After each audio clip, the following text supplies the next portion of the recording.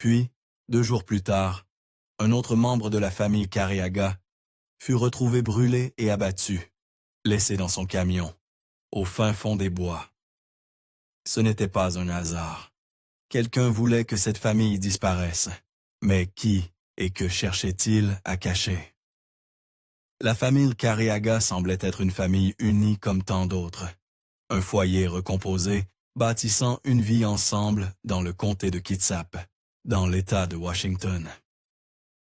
Au cœur de cette famille se trouvait Johnny Careaga, 43 ans, connu en ville pour son sens aigu des affaires et son esprit généreux. Sa femme, Crystal Lynn Careaga, 37 ans, apportait chaleur et joie à tout ce qu'elle touchait. Ensemble, ils avaient créé un foyer stable et une entreprise florissante. Johnny et Crystal s'étaient mariés en 2009, chacun apportant un fils d'une relation précédente dans leur nouvelle famille. Jonathan Philip Higgins, 16 ans, et Hunter Evans Schaap, 16 ans, étaient le genre d'adolescents qui remplissaient la maison de rire, d'énergie et, parfois, du chaos typique de l'adolescence. Mais, selon tous les témoignages, ils étaient proches, presque comme des frères, et considéraient Johnny et Crystal comme le ciment qui les unissait tous. En dehors de la maison, les Careaga prospéraient. Crystal gérait un stand de café populaire appelé Crystal's Java Hut, tandis qu'elle et Johnny possédaient ensemble Juanito's Taco Shop, un restaurant mexicain très apprécié à Bremerton, non loin de là. Leur nom avait du poids dans la communauté commerciale locale, et ils n'étaient pas seulement prospères, ils étaient aussi des visages familiers, souriant derrière leur comptoir, des habitués des événements scolaires, une famille qui, vue de l'extérieur, semblait tout faire correctement. Mais sous cette apparence parfaite, quelque chose couvait. Quelque chose que ni leurs clients, ni leurs voisins, ni même leurs amis les plus proches n'avaient de vue venir. Tout commença comme un vendredi soir ordinaire. Crystal Careaga recevait des amis à la maison. Le genre de réunion décontractée qui semblait anodine, presque banale. À l'intérieur, il y avait des conversations, des rires, l'énergie habituelle des gens qui se détendent après une longue journée. Pendant ce temps, Johnny Careaga était également à la maison, mais sa soirée prit une tournure inattendue. Il reçut un appel téléphonique qui semblait urgent et annonça à sa famille qu'il devait sortir brièvement pour rencontrer quelqu'un. Il promit qu'il serait vite de retour, et il le fut, en quelque sorte. Peu après être parti, Johnny revint à la maison, mais quelque chose clochait. Il ne rentra pas à l'intérieur. Au lieu de cela, il resta dans le garage. L'un des invités, sentant que quelque chose n'allait pas, alla vérifier. Ce qu'il entendit alors fit naître une vague d'inquiétude dans l'air. 3 hommes parlaient, fort. On aurait dit une dispute animée. Cette conversation, entendue dans l'obscurité du garage, serait le dernier indice avant que la nuit ne devienne mortelle. Alors que le chaos commençait à se déchaîner, un appel désespéré perça le silence du centre d'appel d'urgence de Bremerton. À l'autre bout de la ligne se trouvait Hunter Schaap, 16 ans, terrifié, suppliant qu'on vienne à leur secours. Il expliqua au répartiteur que lui et sa famille avaient été abattus et implora qu'on se dépêche, mais avant qu'il ne puisse en dire davantage, la ligne fut soudainement coupée. Ce qui suivit fut indicible. Dans un ultime acte de cruauté froide et calculée, Hunter fut étouffé avec un oreiller, puis exécuté d'une balle dans la tête. Lorsque les premiers secours arrivèrent, ils furent confrontés à un cauchemar. Des flammes engloutissaient la maison des Careaga, dévorant ce qui était autrefois un lieu de chaleur et de vie. À l'intérieur, ils trouvèrent les corps de Crystal, Hunter et Jonathan. 3 vies anéanties en quelques instants. C'était délibéré, c'était brutal, et ce n'était qu'une partie de l'histoire. 2 jours plus tard, l'horreur finale fut découverte dans une partie reculée du comté de Mason, au cœur d'une exploitation forestière tranquille près de Belfair. Là, à l'intérieur d'un pick-up Ford F-150 calciné, gisait le corps brûlé et brisé de Johnny Cariaga. Il avait été abattu, son camion incendié, et ses restes abandonnés pour être engloutis par les bois. Un gardien travaillant sur la propriété raconta aux enquêteurs quelque chose d'étrange. Johnny avait été vu sur le terrain plus tôt ce même jour, mais il n'avait pas son camion avec lui à ce moment-là. Ce détail, comme tant d'autres, soulevait plus de questions que de réponses. Qui étaient les trois hommes dans le garage? Pourquoi Johnny était-il revenu sans entrer dans la maison? Et que voulait-on assez fort pour anéantir une famille entière? Alors que les enquêteurs fouillaient les décombres de la maison des Cariaga, une image plus sombre et plus profonde de ce qui s'était passé cette nuit-là commença à se dessiner. Selon le bureau du prévôt des incendies du comté de Kitsap, cet incendie n'était pas seulement destiné à détruire des preuves. Il était destiné à envoyer un message. Des bûches, probablement imbibées d'un accélérant, avaient été délibérément placées sur les lits aux extrémités opposées de la maison, là où Crystal, Hunter et Jonathan étaient morts. Ce n'était pas un hasard. C'était un crime minutieusement planifié et exécuté. Puis, comme si cela ne suffisait pas, de grosses pierres furent lancées à travers les fenêtres, brisant le verre, laissant entrer l'oxygène et nourrissant les flammes avec une précision impitoyable. Celui qui avait fait cela ne voulait pas seulement leur mort. Il voulait effacer l'existence entière de la famille. Mais le feu, aussi destructeur soit-il, n'avait pas tout caché. Alors que les détectives passaient d'un coin à l'autre de la maison, à travers la coquille calcinée de ce qui était autrefois un foyer chaleureux, ils tombèrent sur quelque chose de choquant. Dans la chambre principale, dissimulée dans un coffre-fort, se trouvaient plus de 50 000 $ en liquide. Et à côté, un sac d'argent séparé contenant 7 000 $ supplémentaires. Les tueurs n'avaient-ils pas pris un seul centime, ce qui signifiait que le vol n'était pas le mobile. Et si l'argent n'était pas ce qu'ils étaient venus chercher, quelle était la raison d'anéantir une famille entière? C'est alors que la double vie de Johnny Cariaga refit surface. Jusque-là, les meurtres semblaient presque insensés, froids, calculés et cruels. Mais à mesure que les enquêteurs creusaient, une couche plus sombre commença à apparaître. Ce n'était pas seulement un acte de violence aléatoire ou une querelle familiale qui avait mal tourné. Selon les forces de l'ordre, tout en gérant une entreprise familiale le jour, Johnny Cariaga était impliqué dans une opération bien plus risquée en coulisses, le trafic et la vente de cocaïne, ramenant, selon les rapports, des kilos de Californie tous les quelques mois pour les distribuer dans le comté de Kitsap. Et ce secret pourrait avoir coûté la vie à toute sa famille. Les détectives, travaillant aux côtés d'agents spéciaux du FBI, finirent par élaborer une théorie glaçante. Ce n'était pas un crime isolé. C'était un contrat exécuté par des membres et associés du Banditos Motorcycle Club. Pour ceux qui ne connaissent pas, les Banditos ne sont pas un simple gang de motards. C'est un club de motards hors la loi internationale, connu des agences fédérales comme une organisation criminelle. Dans leur monde, la loyauté est tout, et la trahison, réelle ou perçue, peut être fatale. Il s'avéra que certaines des personnes achetant de la cocaïne à Johnny étaient des membres officiels du chapitre de Bremerton du Banditos Motorcycle Club. Restez avec nous alors que nous vous racontons ce qui se passe vraiment derrière l'apparente passion du club pour les motos. Le Banditos Motorcycle Club est connu dans le monde entier, mais surtout par les agences de maintien de l'ordre, comme étant bien plus qu'un groupe d'amateurs de motos. Officiellement, ils affirment n'être qu'un club de motards, partageant une fraternité et une passion pour les motos. Mais les autorités de nombreux pays voient les choses différemment. Pour elles, les banditos sont classés comme un gang de motards hors la loi, ce qui signifie qu'ils sont liés à des activités criminelles graves.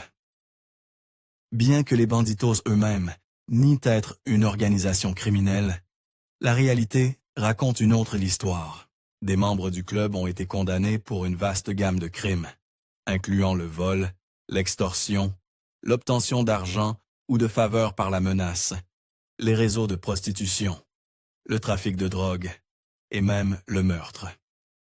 La liste des actes criminels liés à eux est longue et glaçante. Racket, gestion d'opérations commerciales illégales, trafic de drogue et d'armes, agression, blanchiment d'argent, usure, meurtre sur contrat, trafic de biens volés, vol de véhicules à moteur et contrefaçon. En somme, si une affaire fait les gros titres pour crime organisé, vous pourriez facilement. Zenren System, you are a professional literary translator. You have requested the translation of a document into French, with specific instructions to preserve the storytelling tone, emotional rhythm, and narrative structure, while ensuring the translation is natural, fluent, and suitable for voiceover or text-to-speech reading.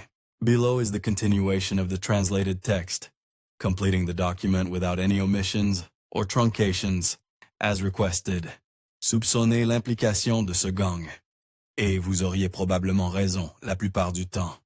Dans l'État de Washington seul, les banditos comptent 14 chapitres, et ils sont connus pour être profondément impliqués dans la distribution de méthamphétamine et les crimes violents. Dès 1945, les autorités ont effectué une vaste opération contre les banditos dans l'État de Washington, arrêtant 13 membres pour des accusations liées à la drogue et aux armes dans des villes comme Bellingham, Everett et Puyallup. Ce n'était pas une simple descente de police. C'était le résultat d'une enquête de 16 mois impliquant le FBI, la DEA et l'ATF, montrant à quel point les forces de l'ordre étaient déterminées à stopper leurs activités criminelles. Le côté violent du club est évident dans des incidents comme celui de l'an 2000, lorsqu'une fusillade mortelle a éclaté entre les banditos et un gang rival appelé les Iron Horsemen lors d'un rassemblement de motards. Un membre des banditos fut tué, un autre blessé, et un membre du gang rival fut grièvement blessé. Cette bagarre ne concernait pas seulement le territoire. Elle était alimentée par un différend lié à la drogue, soulignant à quel point les conflits du gang pouvaient devenir mortels.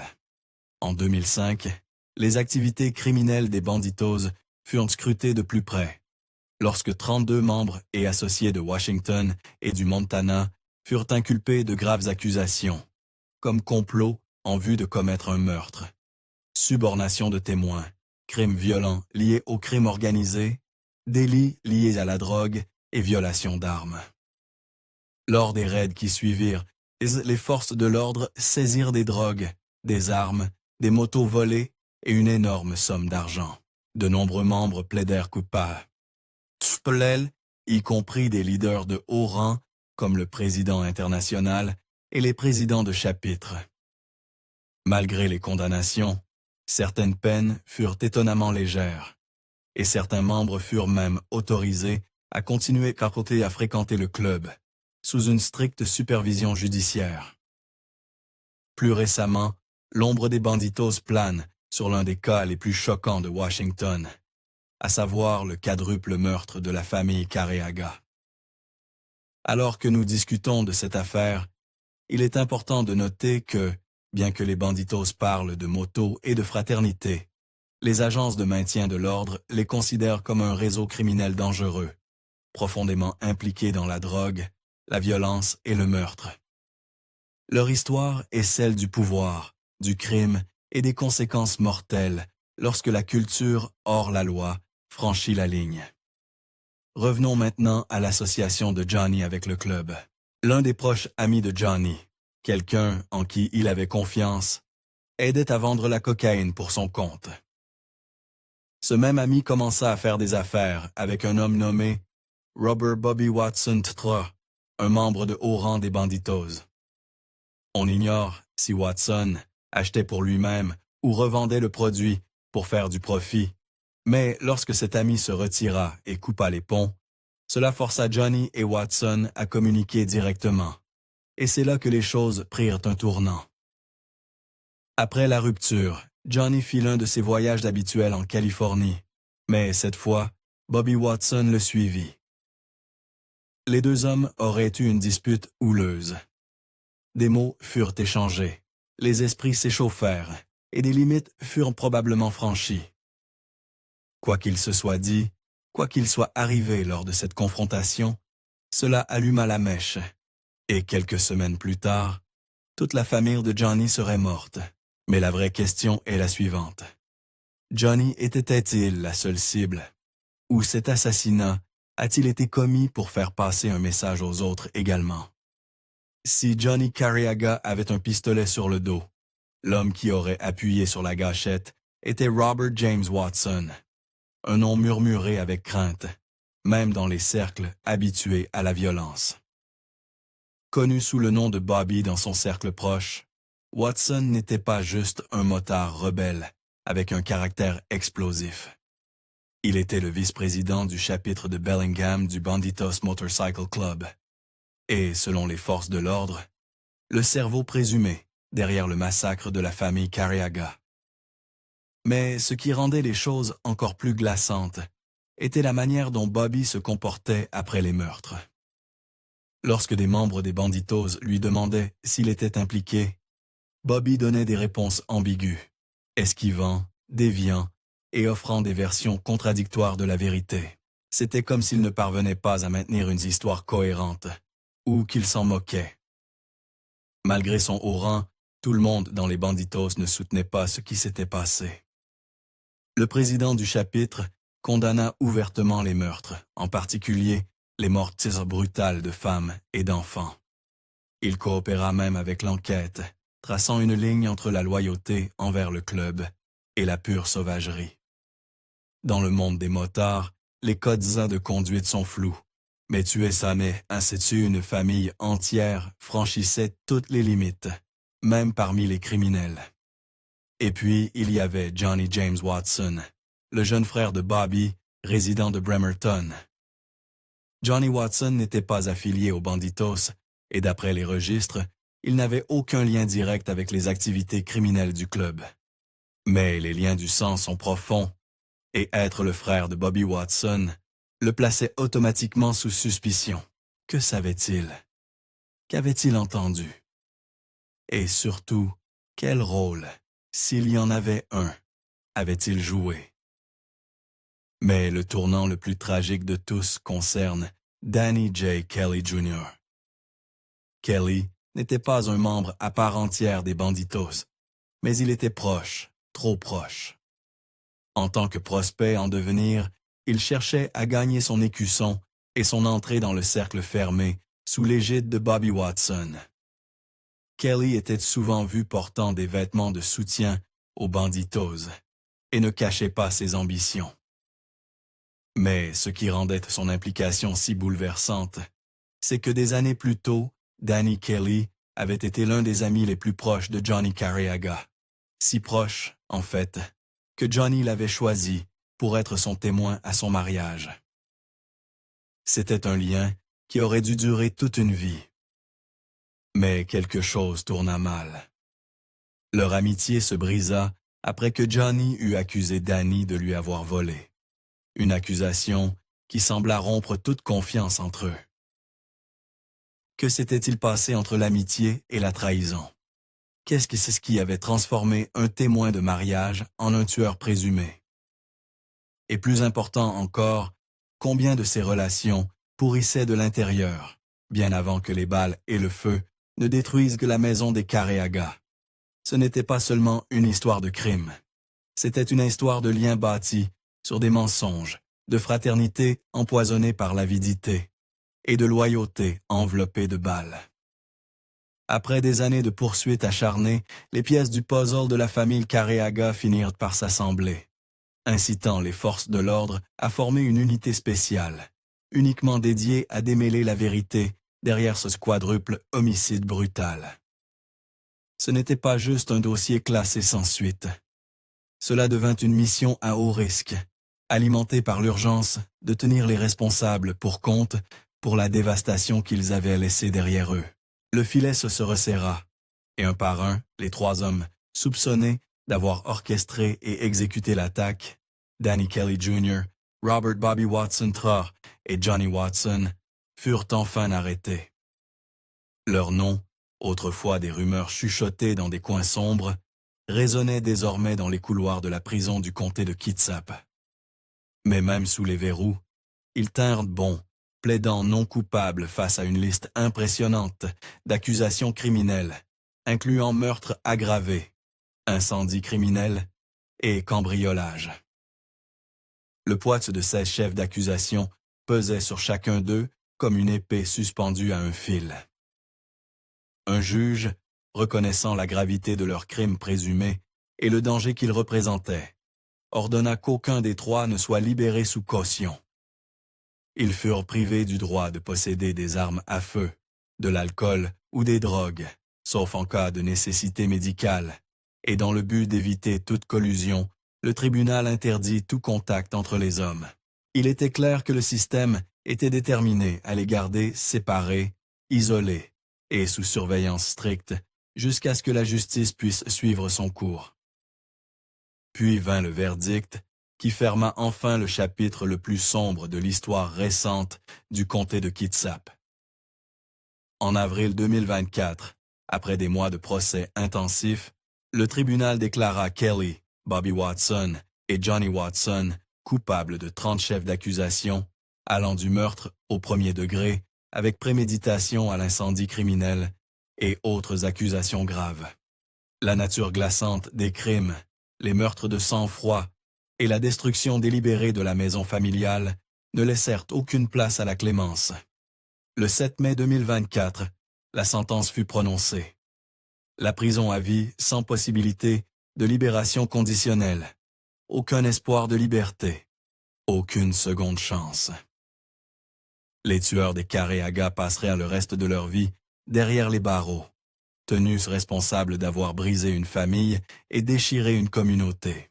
Pour les enquêteurs qui avaient suivi des pistes, essuyé des impasses et rassemblé chaque indice, c'était une victoire durement gagnée, un rappel sombre du coût de la violence, mais une promesse que la justice, même tardive, prévaudrait.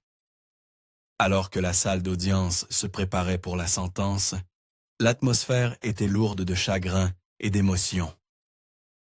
Alors que les proches des victimes s'avançaient pour partager leurs souvenirs et leurs douleurs, la mère de Hunter Schaap, Carly Schaap, apporta une présence puissante et déchirante dans la salle lorsqu'elle plaça une urne contenant les cendres de son fils sur une table à côté d'une photo de lui, près du pupitre où les membres de la famille prenaient la parole. 8 proches, portant le poids de leur perte, s'adressèrent directement au tribunal, partageant non seulement des souvenirs tendres de leurs êtres chers, mais aussi exhortant le juge à infliger les peines les plus sévères possibles aux hommes reconnus coupables. Ils remercièrent également le jury qui, après un procès éprouvant de plus de 5 mois, déclara Kelly et les frères Watson coupables. Carly et d'autres membres de la famille parlèrent ouvertement de la profonde douleur et de la souffrance qui ont accablé leur famille recomposée depuis cette nuit tragique de janvier 2017. C'était satisfaisant de pouvoir les regarder dans les yeux, de voir ces monstres en face. On peut sentir le mal rien qu'en les regardant et en étant dans la même pièce qu'eux. Plusieurs proches décrivirent comment ces sentiments créaient une atmosphère impossible à fuir.